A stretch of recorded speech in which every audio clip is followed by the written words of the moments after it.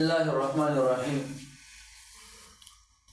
ګوره جو من السالم باندې ماشوم پوه شو دی پسې چې کوم دی نو د مورب پنځم قسم هغه غیر منصرف دی. نو دلته به موږ ووایو چې بچی غیر منصرف دی ته وایي چې په دې باندې کسره او تنوین نه راځي، یعنی زیر او تنوین دو زبر دو زیر دو پیش دا به غیر منصرف باندې نه راځي.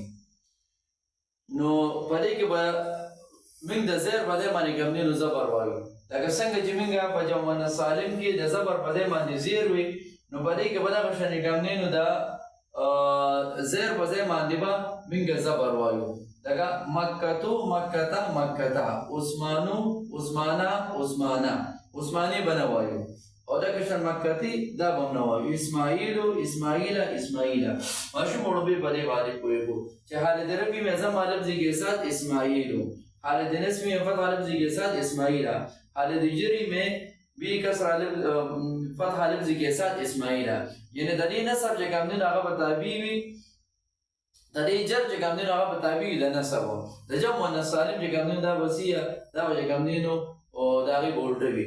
دا به ماشوم ته موږ څنګه ښوي چې لکه غیر منصرف بچي ته به څه باندې پېژني چې دا غیر منصرف دی.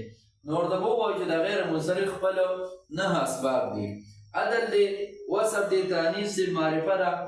او د معرفې په قسمونو کې به چې کوم دی نو ورته صرف علم ووایو چې یعنې دا نوم کوم دی، کو هغه د شعرونو نومونه شو، کو هغه چې کوم دی نو د انسانانو نومونه شولو چې کوم مشهور نومونه دي، او ورسره دغه شان چې کوم دی نو د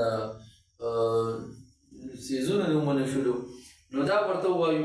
ورسره چې کوم دی نو جمع شوله، ترکیب دی، وزن فعل او الف نون زایدتان دی. دا نهه اسباب د غیر منصرف دي.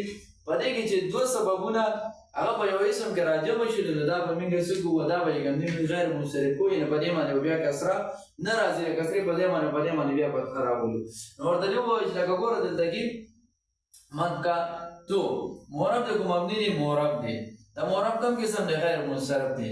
بچې دا په څه باندې وپېژنې چې دا غیر منصرف دی؟ نو ګورئ دې به وایي چې یو دا دی چې دې کې څه دي، په دې موږ پوهېږو چې د مکاتو کې دا یو علم دی، یعنی د ځای نوم دی. بل دا چې په دې کې تانیث راغلی دی، نو دوه سبب پکې د غیر منصرف راغلو، یو پکې علم دی او بل پکې تانیث د هغې په وجه باندې مکه چې کوم دی موږ څه غیر منصرف وموږدو. اعراب یې څنګه وایو؟ حالت رفعی میں ضم لفظی کے ساتھ مکتو، حالت نصبی میں فتح لفظی کے ساتھ مکتا، حالت جری میں کسر لفظی کے ساتھ مکتا. یعنی د جر په ځای باندې به دلته کې اوس موږ څه وایو؟ نصب به وایو. دا زیر په دې باندې به کوم دی دلته کې موږ اوس زبر وایو، زیر به دلته کې نه راوړو. نو په دې باندې به موږ څوک ماشوم به پوهېږو چې په دې کې دوه اسباب د غیر منصرف راغلي، یو چې کوم دی نو علم دی پکې، بل پکې کوم دی نو تانیث راغی. دغه شان چې کوم دی نو عثمان مورب دی که مبني دی؟ مورب دی. د مورب کوم قسم دی؟ غیر منصرف دی. بچې په دې کې اسباب د غیر منصرف څه دي؟ یعنې دا په څه باندې وپېژندو چې دا غیر منصرف دی؟ نو دوه سبب دي پکې، یو خو دا چې دا علم دی یعنې نوم دی، بل دا چې په دې کې الف نون زایدتان راغلی دی. الف نون زایدتان دي ته وایي چې د آخره کې کوم الف نون راغلی، یعنې عثمان کې، دغه شان سلمان کې، کامران کې، سفیان، دغه شان د آخره کې چې کوم الف نون زایدتان راغلي دي د موږ څه وایو؟ دې ته موږ الف نون زایدتان وایو چې د یو اسم په آخره کې دا راغلي، نو په دې باندې کوم دی نو هغه موږ څه کولی شو؟ غیر منصرف کولی شو. نو یو پکې علم راغی، بل چې کوم دی نو پکې دغه الف نون زایدتان راغی. دغه شان دی اسماعیلو مورب دی که مبني دی؟ نو مورب دی. دا مورب کوم قسم دی؟ غیر منصرف دی. بچې په څه وپېژندئ چې دا غیر منصرف دی؟ دوه سببه پکې راغلي دي، یو دا دی چې دا اسماعیل علم دی، او بل دا دی چې دا عجمي نوم دی. نومونه یو عربي نومونه دي، یو عجمي نومونه دي. نو دلته کې دا چې کوم دی نو څه ده؟ عجما ده، عجمي نوم دی، نو په هغې وجه باندې دا غیر منصرف وګرځو. دغه شان یو چې کوم دی نو احمدو مورب دی که مبني دی؟ مورب. د مورب کوم قسم دی؟ غیر منصرف. بچې اسباب د غیر منصرف پکې څه دي؟ نو یو پکې وزن فعل دی، او یو چې کوم دی پکې علمیت راغلی دی. نو په دې وجه باندې احمدو موږ څه وکړو؟ غیر منصرف وګرځو. وزن فعل ورته وایي چې هغه اسم ته وایي چې دا د فعل په وزن باندې راغلی وي. نو دغه به موږ چې کوم دی نو څه کوو؟